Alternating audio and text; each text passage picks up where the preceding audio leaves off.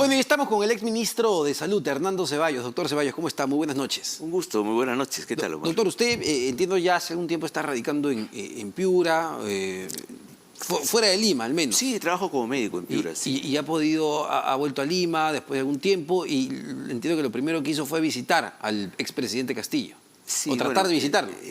Tratar de visitarlo, ¿no? Sí, efectivamente fui yo a la DINOES a verlo y me comentaron los oficiales que lo habían trasladado a Barbadillo en la noche, en la madrugada, así que queda muy cerquita, así que fui a verlo, pero justamente como ha sido trasladado en la noche, estaban en trámites administrativos, solamente podía pasar el abogado, había que esperar para ver si es que era factible que yo pasara, así que estuve esperando un momento y luego, claro, me retiré, entró el abogado que lo había llevado la familia. Me retiré porque la idea que me llevó a visitarlo a Pedro Castillo, al expresidente, fue por un tema de ver cómo está su salud y además de saludarlo, porque he tenido una relación en el gabinete con él y yo, como le he dicho públicamente, debo reconocer que él, en el tema de la gestión, por lo menos cuando yo estuve en el Ministerio de Salud, tuvo una actitud verdaderamente proactiva, ¿no? De apoyo, así que quería saludarlo, esa fue la razón por la que asistí. Y a ver, el miércoles 7, ¿cómo vivió ese momento? Lo que escuchaba le parecía, luego de haberlo conocido además, de haber conocido a Aníbal Torres y haber estado a la interna, ¿le pareció algo que le llamó la atención, lo sorprendió o era algo que, bueno, esto sí, pues, se veía venir?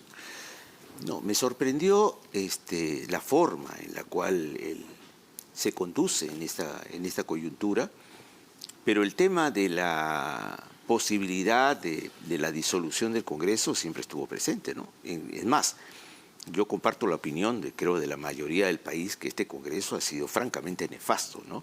Y ha obstruido permanentemente la labor del Ejecutivo, pero si realmente esto era así, yo se lo había comentado al presidente, hay mecanismos dentro de lo que te permite la Constitución actual de que lo que estás proponiendo al legislativo pues se cumpla, o si no tiene la posibilidad de disolverlo, haciendo cuestión de confianza sobre temas centrales. Hay mecanismos, ¿no?, legales, hay un marco constitucional. Por supuesto, ¿no? Me sorprendió que no utilizara ese marco constitucional y planteara pues la disolución del Congreso, ¿no? Me sorprendió porque era evidente que no había un respaldo de las Fuerzas Armadas, ni tampoco había ninguna resolución firmada. Así que fue más que un enunciado, no más que eso, ¿no? Un enunciado que generó, pues, por supuesto, el nivel de desestabilización que todos hemos visto. Bueno, fue un enunciado, pero felizmente que no se materializó, ¿no? Porque su intención era convertirse en un dictador. La verdad que yo no sé cómo se podía convertir en un dictador bajo estas condiciones, porque ni siquiera él convocó a organizaciones sociales para que lo acompañaran en esto, que seguramente compartían la misma inquietud de que el Congreso no aporta, ¿no? Sí, claro, pero la torpeza no lo hace inocente, eso voy, ¿no? No, claro, no estoy hablando de que sea absolutamente inocente, estoy reflexionando porque después la actitud contra el expresidente ha sido, la verdad, bastante agresiva, ¿no? Incluso cuando no le habían realizado el antejuicio ni nada, ¿no?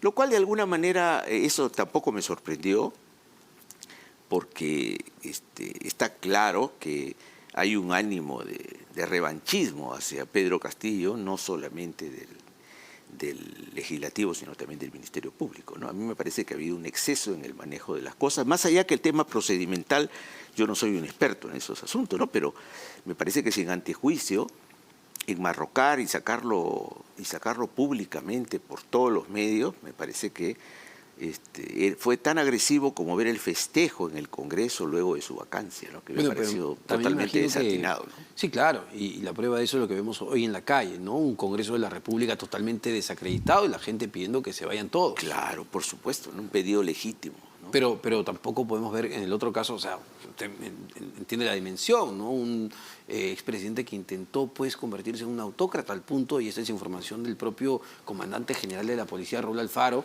que recibió la llamada para que detenga a la fiscal de la Nación. Bueno, eso es un tema que está en materia de trato de la Fiscalía. ¿Y cómo ve la calle en este momento, las protestas que se están dando? Bueno, yo creo que es una reactivación de una crisis que es estructural, que viene de hace mucho tiempo, que es la falta de confianza de la gran mayoría de la población en las instituciones del Estado, ¿no? O sea, y bueno, y lo que pasa ahora es que la gente de alguna manera ha entronizado que la actitud del Congreso no ha sido solo contra Pedro Castillo, sino contra reivindicaciones que la gente entiende que son necesarias en el país. Entonces yo creo que el tema, más allá de la libertad, que a mí me parece que debería dársele otro trato a Pedro Castillo, no tenerlo encerrado como se lo tiene, esa es mi opinión, pero más allá de eso, creo que la gente interpreta que es inadmisible que un Congreso, con el nivel de desprestigio que tiene, con las actitudes obstruccionistas que son clarísimas, 70 proyectos no trataron prácticamente ninguno, lo que han tratado de recortar cualquier capacidad de respuesta del Ejecutivo, pues de pronto... Pero es un ejecutivo torpe, ¿no? Y usted mismo, a ver, usted era un buen ministro en salud, asumió la pandemia y después todo lo que vino en esa cartera, Dios mío. No voy a disculparlo como no disculpo, y con esto no es una excusa, que hemos tenido presidentes anteriores también muy torpes y que lo que han hecho es entregar el país a grupos de poder.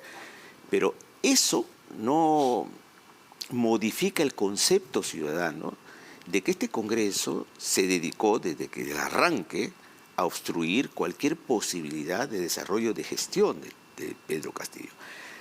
Esto genera una indignación social absolutamente legítima, ¿no? Que debió ser interpretada por la actual presidenta y por el Congreso de manera rápida, dando una respuesta a inquietudes que sabía el legislativo. Creo que hay una actitud muy tosuda, muy cerrada, de no entender que se les acabó el tiempo, de que la gente quiere un cambio en el Congreso y que Dina Boluarte no tiene la legitimidad, ahora mucho menos, porque ahora se ha convertido en una dictadora así con todas las letras, ¿no? No, pues usted sabe la definición de dictadora, ¿no? Dictador es lo que intentó hacer Castillo al concentrar el poder en una sola persona.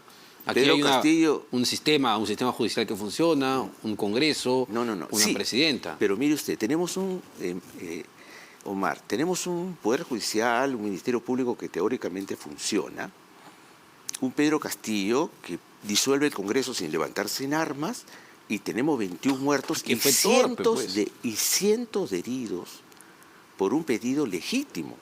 Entonces, pero también tendrá que reconocer, doctor Ceballos, que dentro de esos pedidos legítimos estamos viendo actos de vandalismo y de delincuencia. O usted me dice que es legítimo que te quemen pues la sede del Ministerio Público. No, pero son dos cosas distintas. Claro, y por eso hay que diferenciarlas. O sea, pero el hecho central, o sea, lo que no podemos decir, ha habido vandalismo, claro. hay infiltrados, hay que sacar la paja del trigo. Hay manifestaciones válidas y quejas válidas de gente que dice, oye, el Estado no llegó a mí.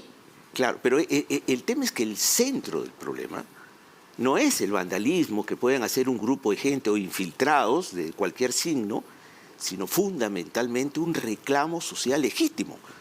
Entonces, si yo frente a un reclamo social legítimo planteo un estado de emergencia que sé que me va a generar niveles de represión, autorizo a las Fuerzas Armadas a actuar de manera mucho más agresiva en el armamento que llevan. Doctor, ¿cómo recuperas la paz también? A ver, yo le pongo un ejemplo. Pero la paz no se recupera. Para mí fue dramático escuchar este caso de la propia exministra Zulema Thomas.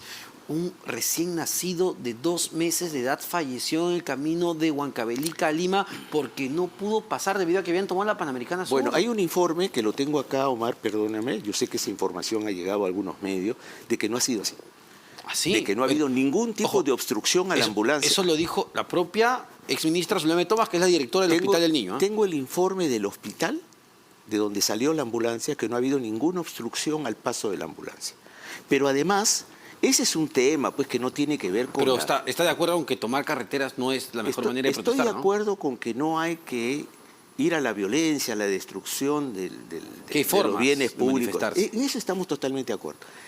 Pero si yo soy Estado y saco a los militares a la calle y a la policía para que repriman y para que desde un helicóptero le disparen a la gente... Eso es condenable. Claro que sí. Y como resultado tengo 20 y tantas personas muertas y cientos de heridos.